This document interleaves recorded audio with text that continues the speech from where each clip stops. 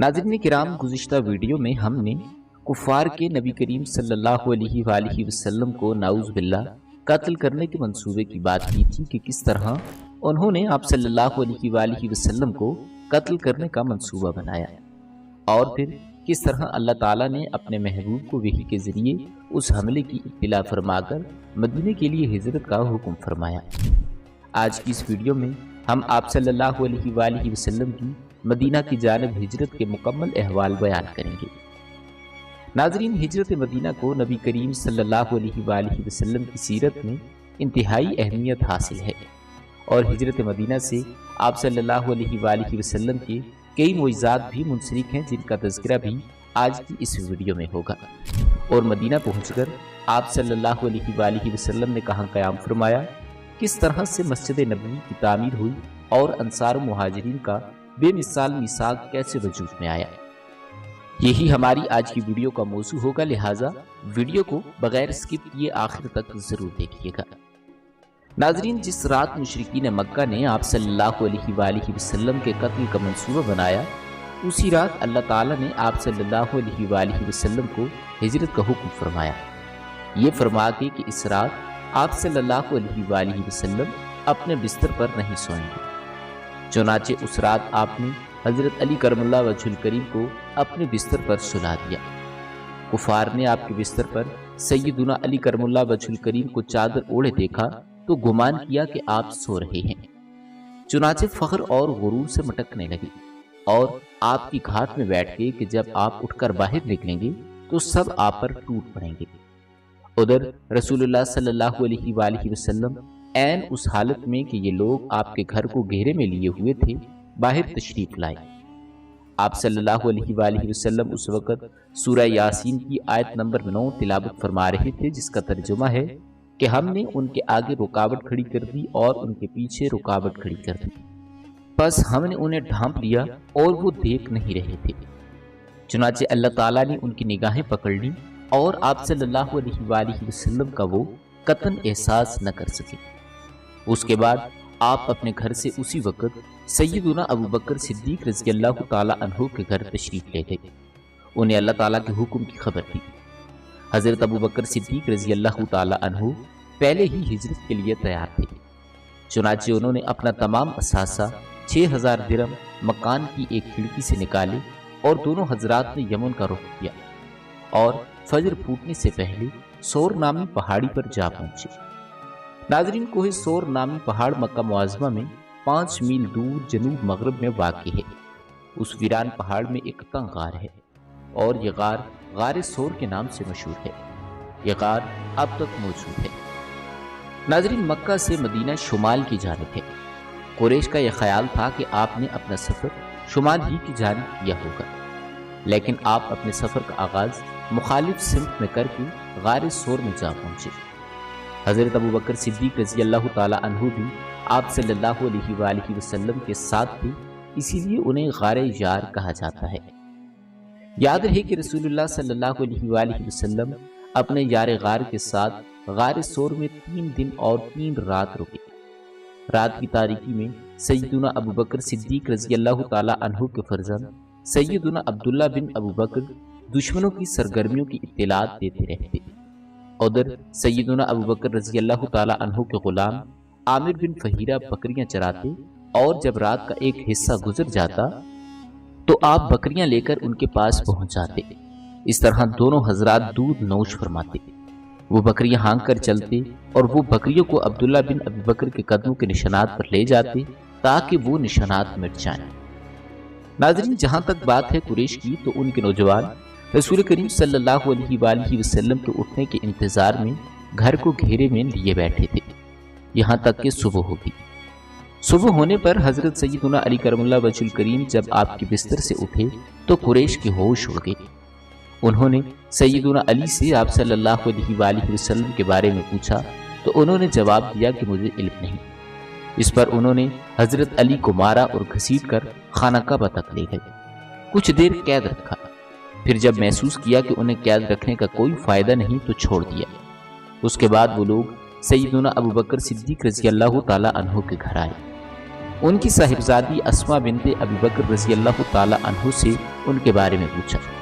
انہوں نے فرمایا کہ مجھے نہیں معلوم۔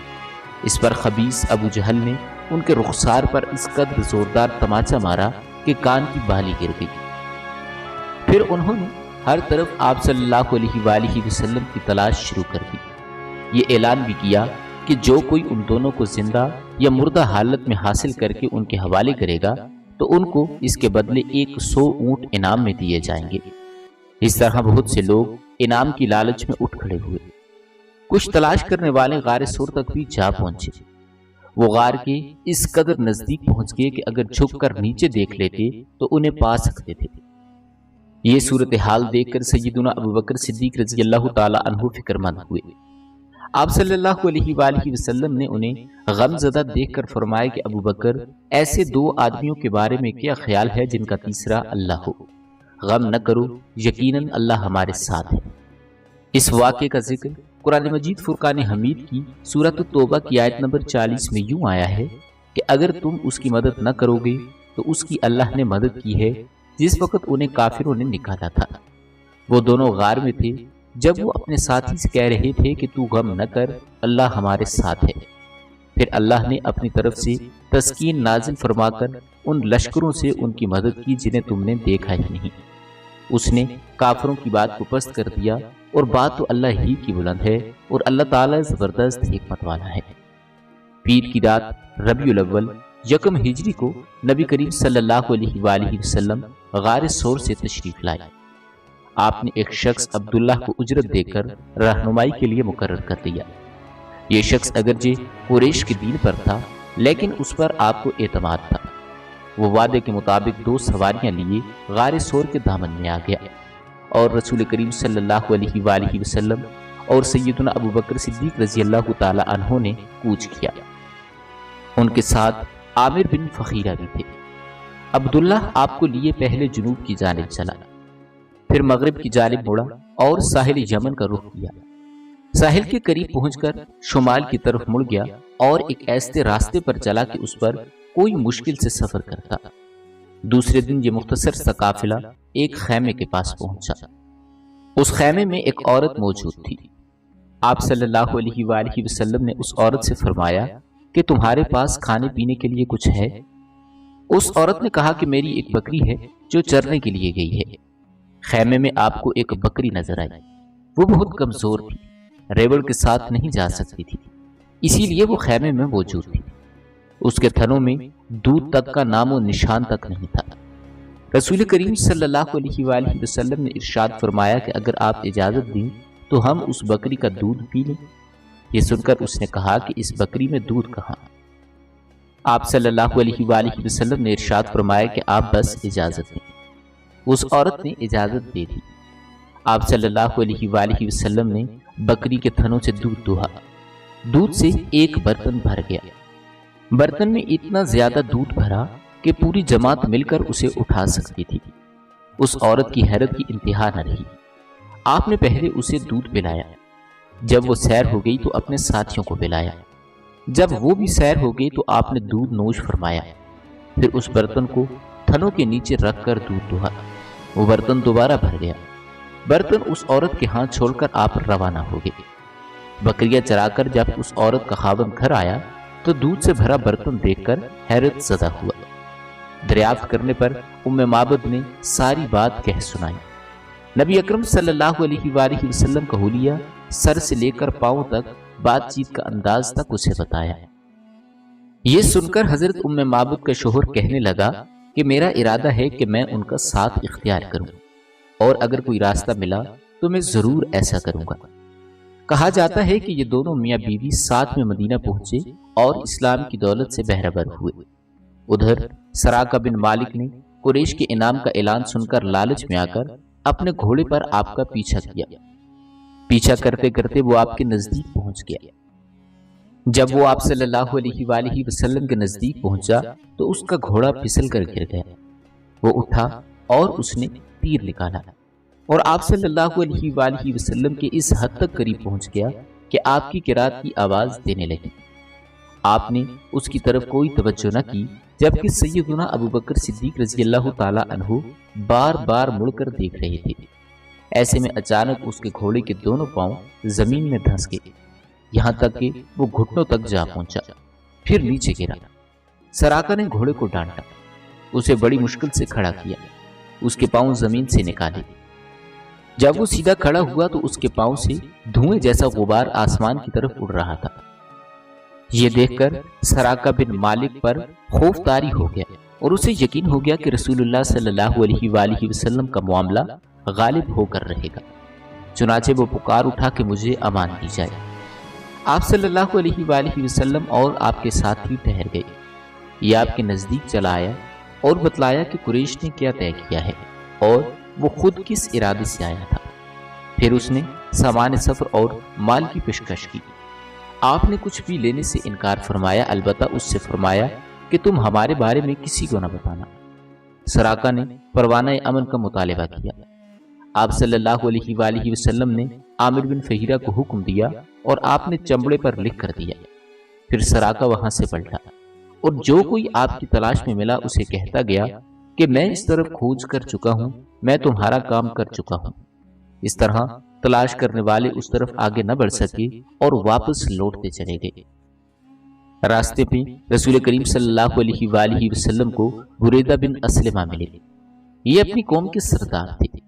قریش نے جس زبردست انعام کا اعلان کر رکھا تھا، اسی کی لالچ میں نبی اکرم صلی اللہ علیہ وآلہ وسلم اور ابو بکر صدیق رضی اللہ تعالی عنہ کی تلاش میں نکلے تھے۔ لیکن جب رسول کریم صلی اللہ علیہ وآلہ وسلم کا سامنا ہوا اور بات چیت ہوئی تو نقد دل دے بیٹھے اور اپنی قوم کے 70 آدمیوں سمیت وہی مسلمان ہو گئے۔ پھر اپنی پگڑی اتار کر اپنے نیزے سے باندھ لی۔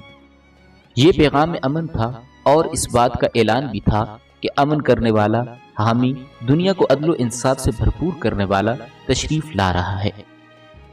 ناظرین گرامی، آپ صلی اللہ علیہ وآلہ وسلم کا سفر جاری رہا اور آپ وادی ریم میں پہنچے تو وہاں زبیر بن العوام سے ملاقات ہوئی۔ یہ مسلمانوں کی تجارتی قافلے کے ساتھ شام سے واپس آ رہے تھے۔ انہوں نے رسول اللہ صلی اللہ علیہ وآلہ وسلم اور حضرت ابو بکر صدیق رضی اللہ تعالی عنہ کو سفید کپڑے پیش کیے۔ 8 ربیع الاول بمطابق یکم ہجری 622 عیسوی کو رسول کریم صلی اللہ علیہ وآلہ وسلم قباء میں داخل ہوئے۔ ادھر اہل مدینہ نے جب سے رسول کریم صلی اللہ علیہ وآلہ وسلم کی روانگی کی خبر سنی تھی، روزانہ صبح حرا کی طرف نکل جاتے اور جب دوپہر ہو جاتی تو واپس لوٹ جاتے۔ اس روز طویل سفر کے بعد لوگ اپنے اپنے گھروں کو واپس جا چکے تھے کہ ایک یہودی کچھ دیکھنے کے لیے اپنے ٹیلے پر چڑھا۔ کیا دیکھتا ہے کہ آپ صلی اللہ علیہ وآلہ وسلم اور آپ کے ساتھی سفید کپڑوں میں ملبوس چلے آ رہے ہیں۔ اس نے بے خود ہو کر نہایت بلند آواز سے کہا کہ عرب کے لوگوں، یہ رہا تمہارا نصیب جس کا تم انتظار کر رہے تھے۔ مسلمانوں نے ان کی آواز سنی تو ہتھیار اٹھا کر استقبال کے لیے دوڑ پڑے۔ سب نے مل کر اللہ اکبر کا نعرہ لگایا۔ پھر یہ لوگ حرا تک چلے آئے اور وہیں آپ صلی اللہ علیہ وآلہ وسلم سے ملاقات کی۔ اس کے بعد دانی جانب مڑ گئے اور قباء میں بنی عامر کی آبادی میں قیام فرمایا۔ آپ صلی اللہ علیہ وآلہ وسلم سیدنا ابو بکر صدیق رضی اللہ تعالی عنہ کے ساتھ دوسرے لوگوں کے درمیان بیٹھ گئے۔ جو بھی آتا رسول کریم صلی اللہ علیہ وآلہ وسلم کو اللہ کا رسول خیال کر کے انہیں سلام کرتا، اس لیے کہ آپ کے بالوں میں سفیدی آ چکی تھی۔ جب اللہ کے رسول صلی اللہ علیہ وآلہ وسلم پر دھوپ آ گئی اور ابو بکر صدیق رضی اللہ تعالی عنہ نے آپ کو دھوپ سے بچانے کے لیے چادر تانی تو لوگوں کو معلوم ہوا کہ اللہ کے رسول یہ ہیں۔ اس کے بعد قباء میں آپ صلی اللہ علیہ وآلہ وسلم نے حصون کے ہاں قیام فرمایا۔ اس سلسلے میں دوسری روایت یہ ہے کہ ثابت بن الحیثم کے مقام پر قیام فرمایا۔ وہاں آپ صلی اللہ علیہ وآلہ وسلم نے 4 دن قیام فرمایا اور مسجد قباء کی بنیاد رکھی اور اس میں نماز پڑھی۔ نبی اکرم صلی اللہ علیہ وآلہ وسلم نے ارشاد فرمایا کہ جو شخص قباء میں 2 رکعت نماز پڑھے اسے عمرے کا ثواب عطا ہوگا۔ نبی کریم صلی اللہ علیہ وآلہ وسلم کے علاوہ حضرت علی کرم اللہ وجہ الکریم مکہ مکرمہ میں 3 روز ٹھہرے۔ اس دوران میں مکہ کے لوگوں کی جو امانتیں رسول کریم صلی اللہ علیہ وآلہ وسلم کے پاس تھیں ان کو ادا کیا اور پھر پیدل چل پڑے اور قباء میں رسول کریم صلی اللہ علیہ وآلہ وسلم سے آ ملے۔ انہوں نے کلثوم کے گھر قیام کیا۔ آپ 5ویں دن جہاں سے روانہ ہوئے۔ یہ جمعے کا دن تھا۔ ابوبکر صدیق رضی اللہ تعالی عنہ آپ کے پیچھے بیٹھے تھے۔ آپ نے اپنے ننھیال بنو اجار کے ہاں پیغام پہنچوایا۔ وہ تلواریں لٹکائے ہوئے حاضر ہوئے۔ آپ صلی اللہ علیہ وآلہ وسلم نے ان کی میت میں مدینہ منورہ کی طرف کوچ فرمایا۔ دوستو کہتے ہیں کہ آپ صلی اللہ علیہ وآلہ وسلم بنو سالم کی بستی پہنچے تو جمعے کا وقت ہو گیا۔ آپ صلی اللہ علیہ وآلہ وسلم نے وہیں جمعہ کی نماز پڑھائی جس میں 100 آدمی شریک تھے۔ جمعہ کے بعد نبی کریم صلی اللہ علیہ وآلہ وسلم نے مدینہ منورہ کا رخ کیا۔ اس وقت تک لوگ استقبال کے لیے امڑ آئے۔ گھر اور گلی کوچے حمد و تسبیح سے گونج رہے تھے اور انصار خوشی و مسرت سے یہ اشعار پڑھ رہے تھے جن کا ترجمہ یہ ہے کہ ہم پر مدینہ کی اطراف سے 14ویں کا چاند طلوع ہوا۔ اللہ کو پکارنے والے ہم سب اس پر شکر ادا کرتے ہیں۔ اے نبی، آپ واجب الاطاعت دین لے کر آئے ہیں۔ رسول کریم صلی اللہ علیہ وآلہ وسلم انصار کے جس محلے سے بھی گزرتے اس محلے کے لوگ آپ کی اونٹنی کی نکیل پکڑ لیتے اور کہتے ہم حاضر ہیں، ہمارے ہاں قیام کیجیے اور ہتھیاروں کے ساتھ آپ صلی اللہ علیہ وآلہ وسلم کی ہم حفاظت کریں گے۔ آپ صلی اللہ علیہ وآلہ وسلم کہتے کہ اونٹنی کا راستہ چھوڑ دو، یہ اللہ کی طرف سے مامور ہے۔ آپ کی اس فرمان کا مطلب یہ تھا کہ اللہ جہاں چاہے یہ وہاں خود رکے گی۔ چنانچہ وہ وہاں رکی جہاں آج مسجد نبوی صلی اللہ علیہ وآلہ وسلم ہے۔ یہاں پہنچ کر اونٹنی بیٹھ گئی، لیکن آپ نہ اترے یہاں تک کہ وہ تھوڑی دور جا کر رکی، پھر واپس پلٹ آئی اور پھر اس جگہ بیٹھ گئی جہاں پہلے بیٹھی تھی۔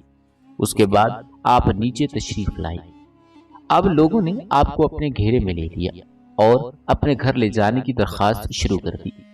ایسرے میں حضرت ابو ایوب انصاری رضی اللہ تعالی عنہ نے جلدی سے اونٹنی کا کجاوا اٹھا لیا اور اپنے گھر لے گئے۔ ادھر سیدنا اسد بن زرارہ رضی اللہ تعالی عنہ نے آ کر اونٹنی کی نکیل پکڑی، چنانچہ اونٹنی اسی کے پاس رہی۔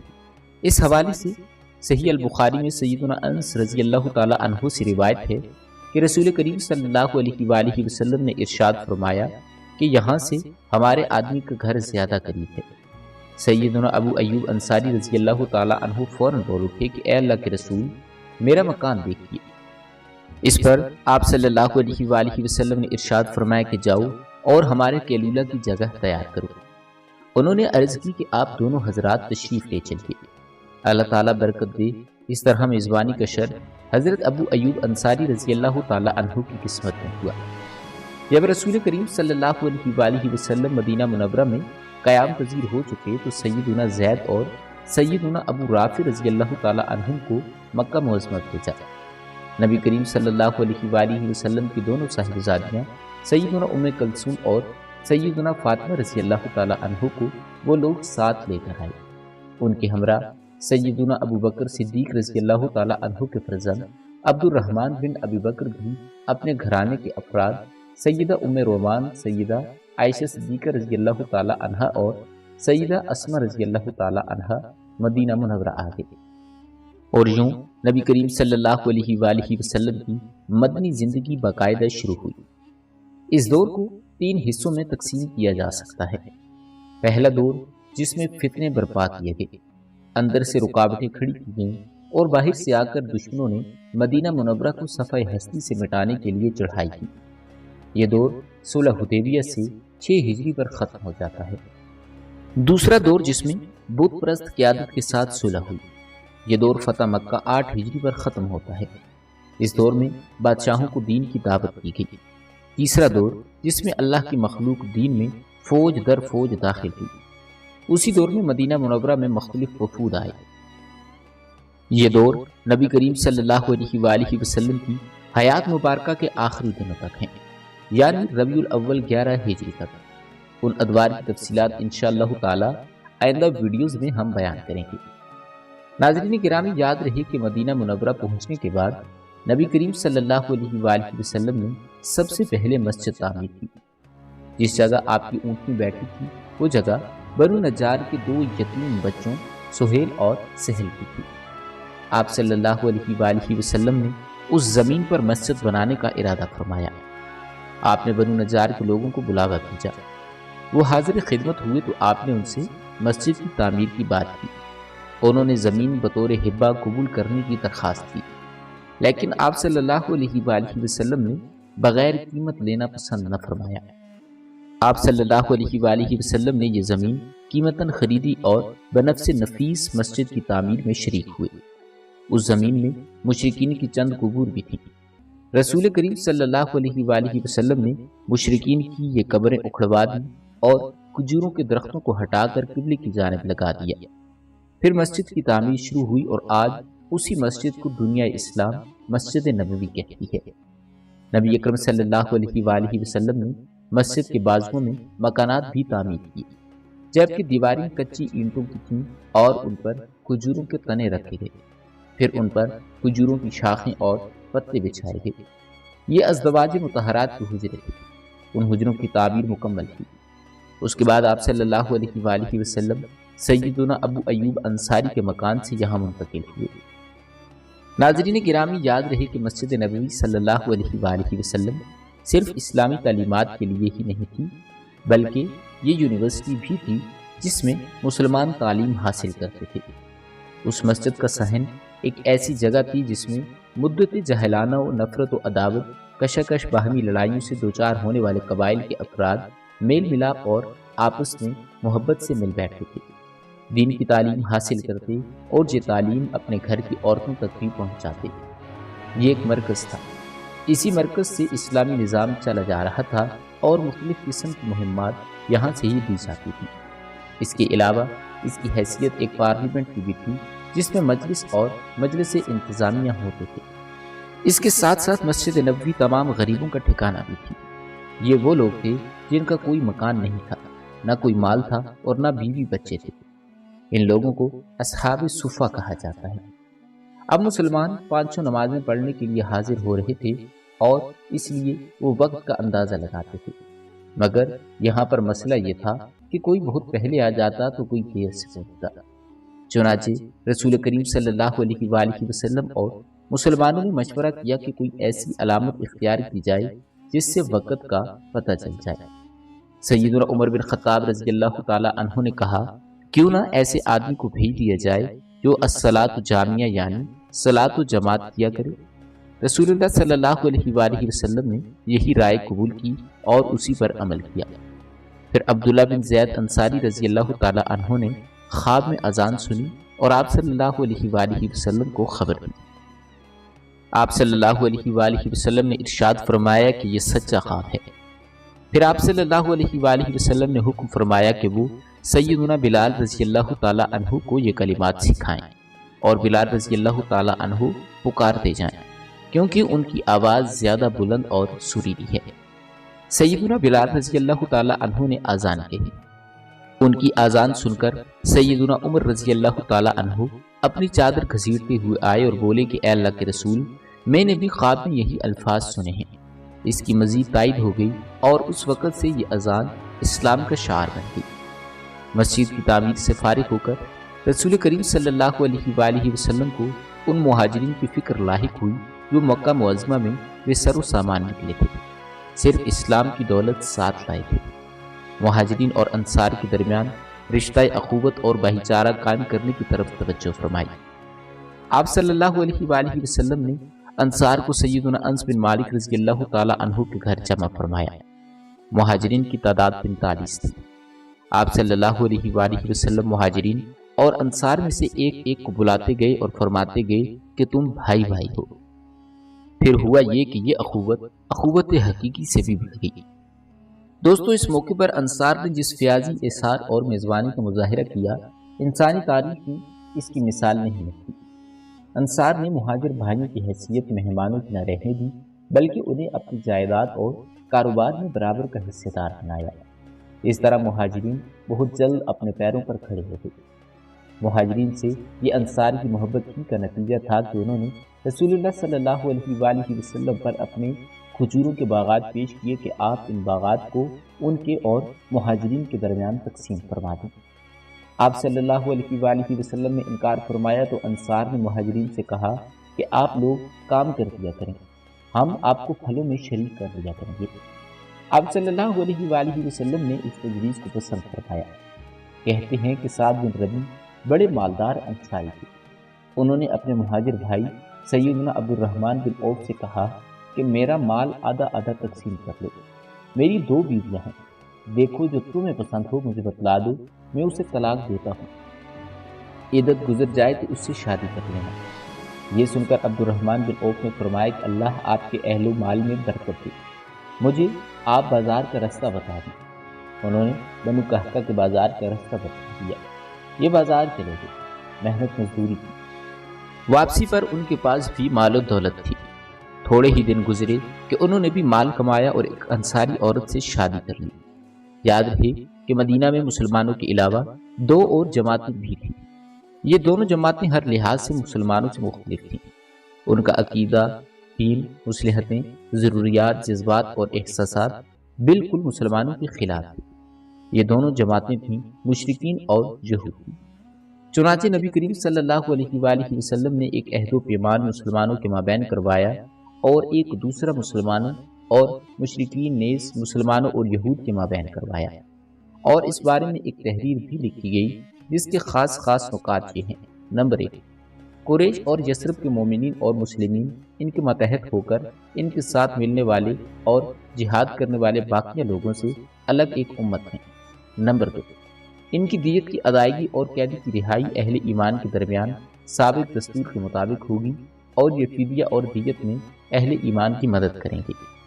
نمبر 3، یہ لوگ ظالم اور باغی کے خلاف ایک ہاتھ ہو کر اٹھیں گے، چاہے وہ ان کی اپنی اولاد ہی کیوں نہ ہو۔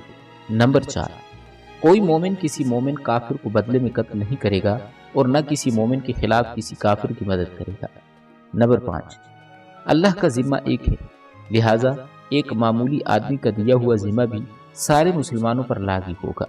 نمبر 6، جو یہود مسلمانوں کے پیروکار ہو جائیں گے ان کی مدد کی جائے گی اور وہ دوسرے مسلمانوں کی طرح ہوں گے۔ نمبر 7، مسلمانوں کی صلح ایک ہوگی۔